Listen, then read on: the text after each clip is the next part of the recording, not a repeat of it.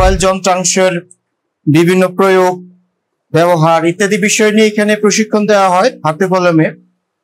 তো এটার সাথে আরেকটা বিষয় একটু ওতপ্রোতভাবে জড়িত, সেটা হলো আইন শৃঙ্খলার বিষয়টি। কিভাবে জড়িত সেই বিষয়টাই আজকে আমি তোমাদের সামনে উপস্থাপন করব।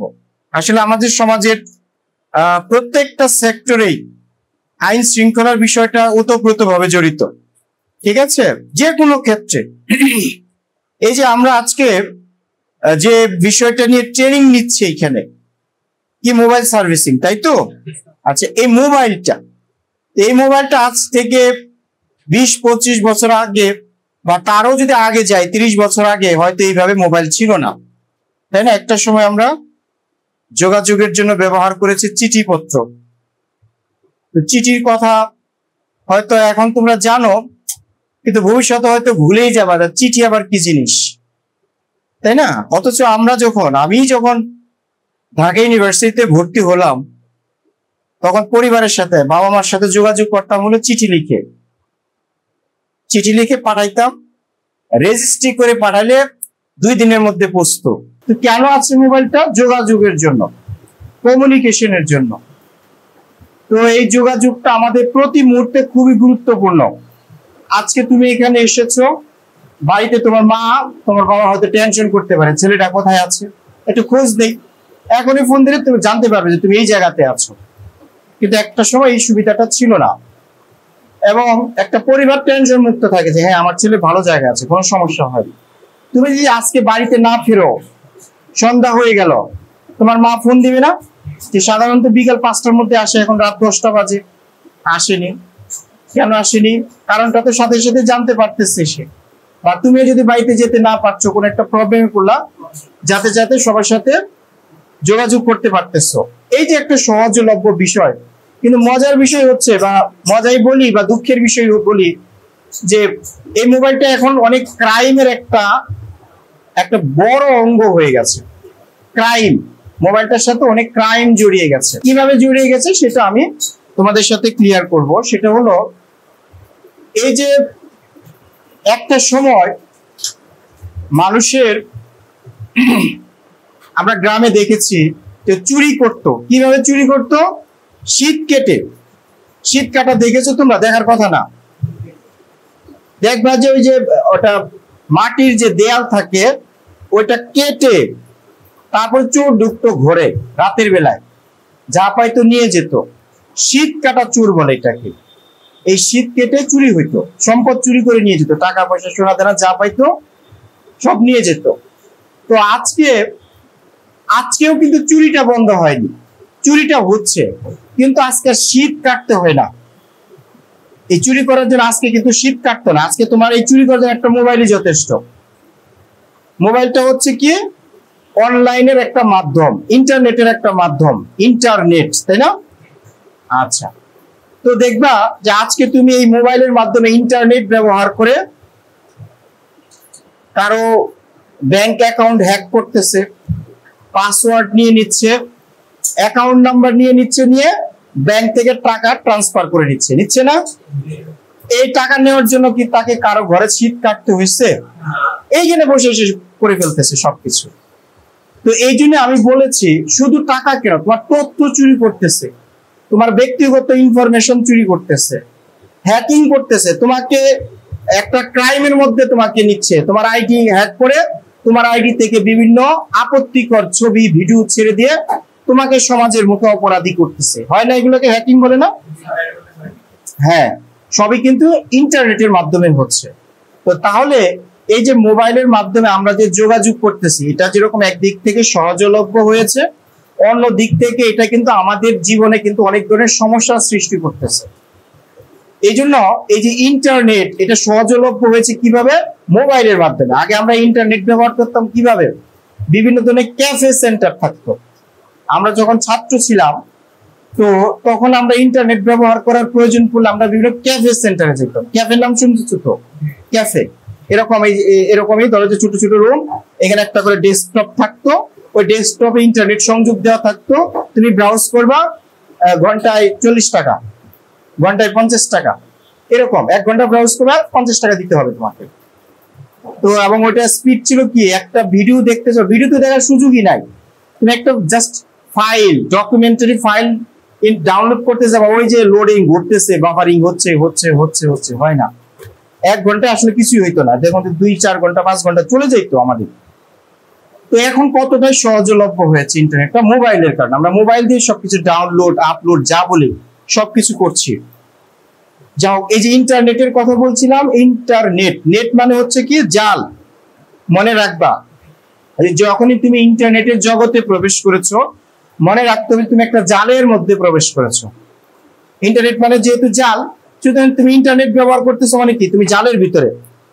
জালে কি হয় তোমরা দেখেছো না, মাছ, হ্যাঁ, সব আটকা পড়ে, সবগুলো মাছ আটকা পড়ে, তারপরে আস্তে আস্তে তুলে নিয়ে আসো জাল দিয়ে। তো এই তোমরা যখন ইন্টারনেটের ভিতরে ঢুকে গেছো, তখনই মনে করো তুমি একটা জালের মধ্যে ঢুকে গেছো। তুমি যদি মনে করো যে আমার কেউ ধরতে পারবে না, আমি ধরার ছোঁয়ার বাইরে, এটা ভুল ধারণা।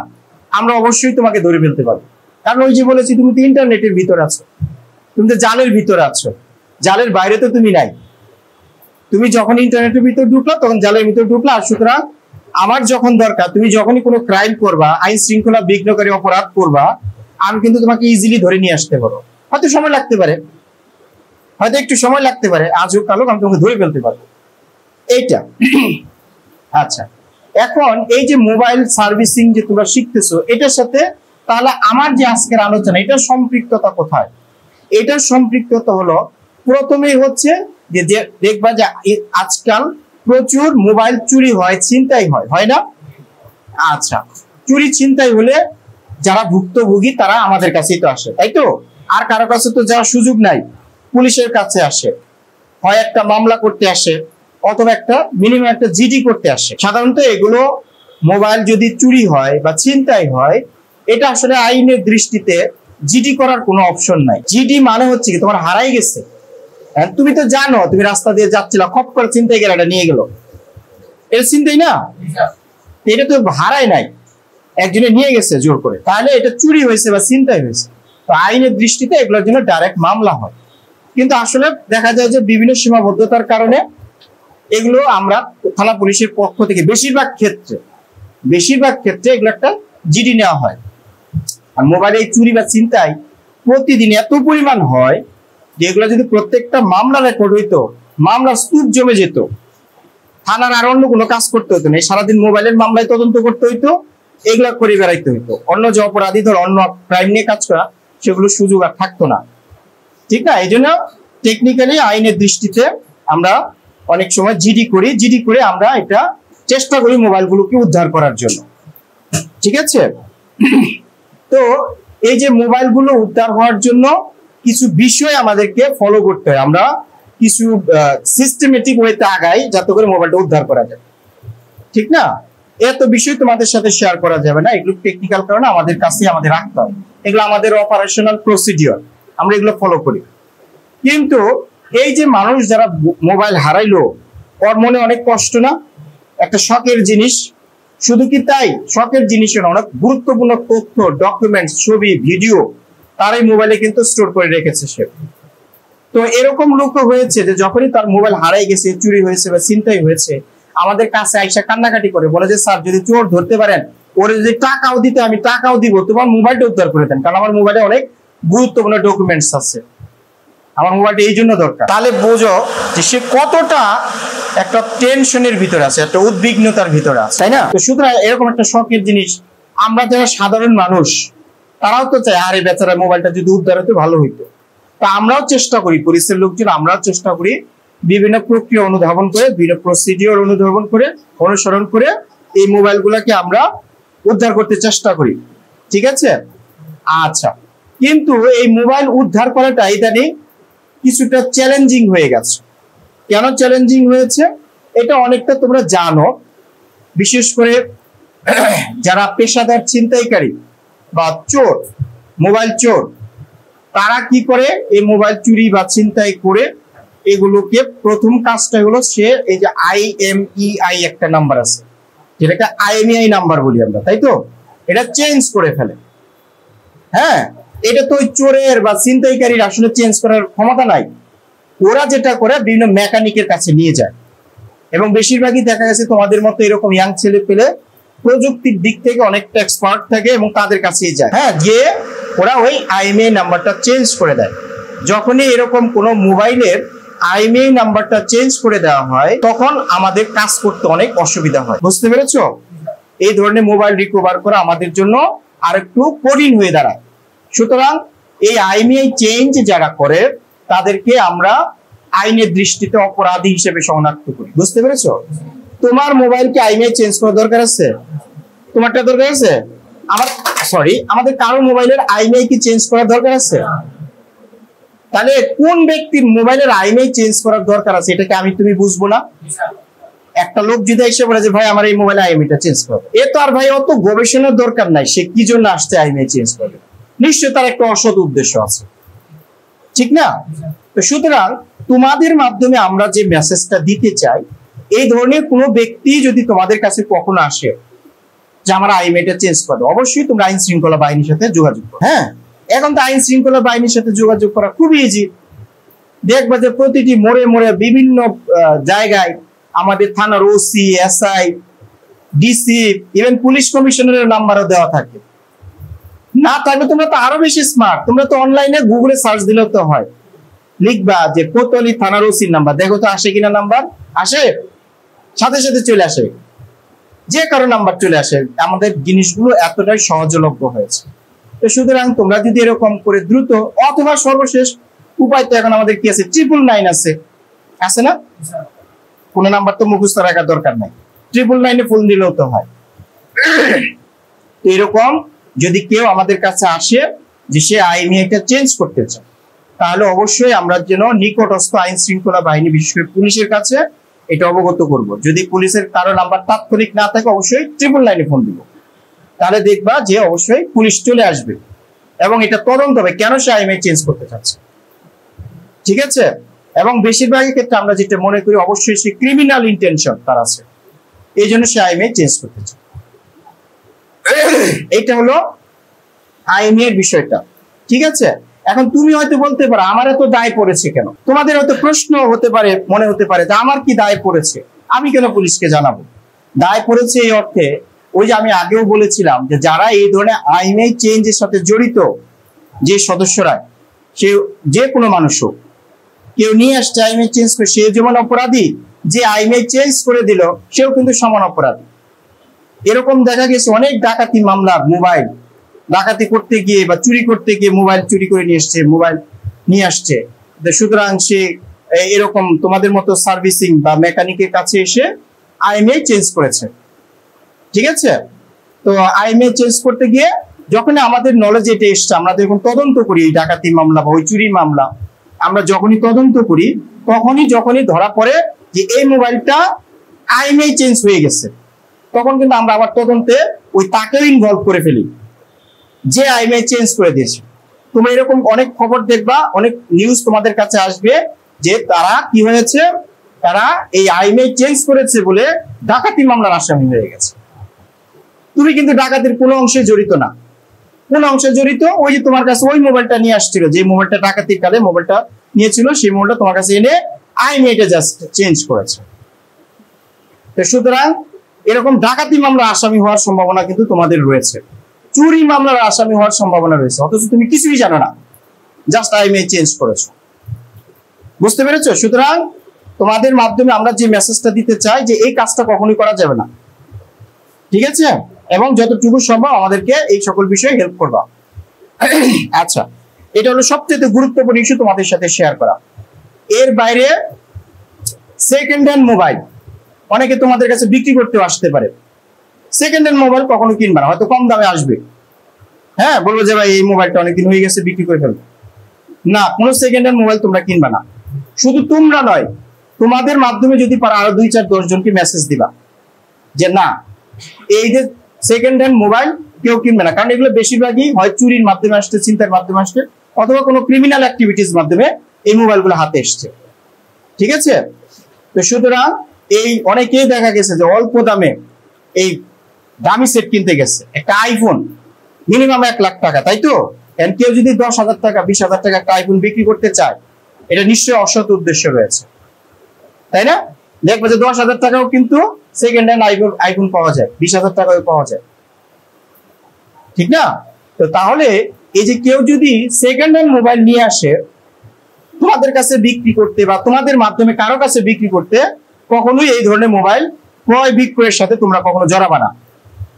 কারণ ওই যে একই কথাই বললাম যে এটা হয়তো কোনো ডাকাতি কালে, কোনো দস্যুতা কালে বা কোনো চুরির কালে এই মোবাইলটা সেখান থেকে নিয়েছিল, সে বিক্রি করতে আসছে এবং তোমার হাত হয়ে কোনোভাবে গেছে, তাহলে কিন্তু তুমিও ওই মামলার সমান অপরাধী, জেল কাটতে হবে। অনেকেই কাটতেছে, জেল কাটতেছে, বুঝতে পেরেছো? তো এই বিষয়গুলো হলো মোবাইল রিলেটেড, তোমাদের কাছে এগুলো প্রতিনিয়ত আসবে। তোমরা যেহেতু ইনশাল্লাহ এটা ট্রেনিং নিচ্ছ, একসময় তোমরা কর্মে প্রবেশ করবা, তোমাদের কাছে এই প্রবলেম গুলো বিভিন্ন সময় আসবে। হ্যাঁ, অনেক সময় দেখা যায় যে কিছু করার থাকে না, অনেক সময় আসে, তোমাদের অভিভাবকরা আসে, অনেক গণ্যমান্য ব্যক্তিবর্গ আমাদের কাছে আসা বলে যে এই ছেলে তো ভালো ছেলে, হ্যাঁ, কোনোদিন খারাপ কাজ করতে দেখি নাই, এর এই ডাকাতি মামলা ঢুকিয়ে দিলেন। কিন্তু ওই যে তদন্তে তো তার এই যে কোনো একটা পর্যায়ে তার সংশ্লিষ্টতা আসছে, সে হয়তো এই মোবাইলটা তার কাছে পাওয়া গেছে। সুতরাং আমাদেরও আইনের হাত পা বাঁধা থাকে, ঠিক না? তো সুতরাং আমরা তখন কিন্তু কিছুই করতে পারি না। ওকে, তো এই জন্য আমরা বারবার বলছি, তোমাদের বয়স অনেক কম, তোমরা অনেক কিছুই দেখা যায় যে যুক্তির আলোকে কাজ করো না, আবেগের বশে কাজ করো। তো এই আবেগের বশে অল্প টাকায় মোবাইল বেরিয়ে যে কিনে ফেলবে 2-4টা, এগুলো কেনা যাবে না। সেকেন্ড হ্যান্ড মোবাইল কোনোভাবে কেনা যাবে না, ঠিক আছে? এই বিষয়গুলো, এর বাইরে আরো কিছু আইনের বিষয় আছে, সেটা হলো এই যে মোবাইলের ভিতরে রাষ্ট্র বিরোধী কথাবার্তা অনেক সময় দেখবা যে গুজব হয়, রাষ্ট্রের বিভিন্ন ইস্যু নিয়ে ইদানিং তো খুব বেশি হয়, এগুলো কখনো এই শেয়ার দেওয়া যাবে না।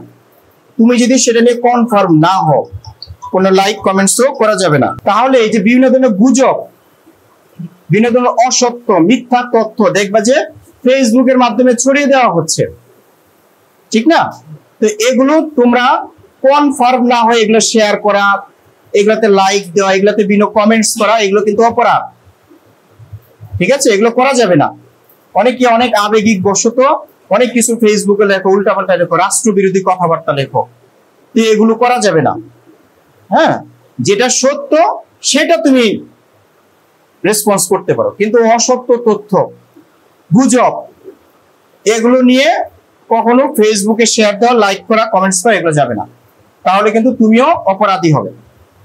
এই যে অতি সম্প্রতি যে কুমিল্লার মুরাদনগরে যে ঘটনা ঘটলো, এইখানে কি ঘটনা ঘটছে? একজন নারী, বলা হয়েছে একজন নারী ধর্ষিত হয়েছে, তাই তো? আচ্ছা, তা ধর্ষণ কে করেছে? যে আসামি, তার নাম হলো ফজর আলী, সে তো অ্যারেস্ট হয়েছে নাকি?